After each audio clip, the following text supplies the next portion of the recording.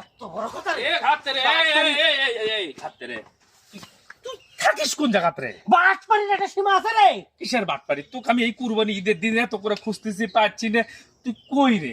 আরে আপনারা ঠ্যাং ধরেন, আমার মেজাজ খারাপ আছে। কি হয়েছে? আরে বাবা রে, বাচ্চার কাশি হয়েছে। হ্যাঁ আমি ঈদের দিন ভাবলাম যে ঈদের দিনে যাই একটু বাটপাড়ি কম করবে ডাক্তাররা।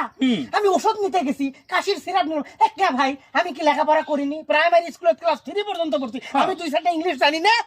তো হইছেটা কি সেটা ক। শয়তান কোথাকার! এই ঈদের দিনে কিসের বাটপাড়ি রে? আচ্ছা হোক, ঘটনাটা ক।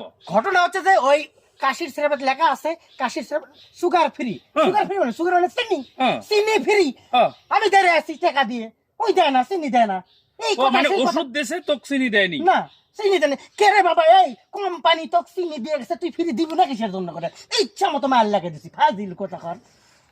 আরে গাধা, ওরে গাধা, গাধা কোথাকার সুগার? ওরে শিক্ষিত ফ্রি পাশে সুগার ফ্রি মানে এই ওষুধের মধ্যে চিনি নাই। চিনি নাই সেটা জানি তো, এই জন্য তো দাঁড়িয়ে আছে, আলাদা করে দিবি ওই। ওরে ওই ওষুধের মধ্যে কোম্পানি চিনি দেয় না, চিনি খাওয়া যাবে না দেখে, সেই জন্য লেখা সুগার ফ্রি।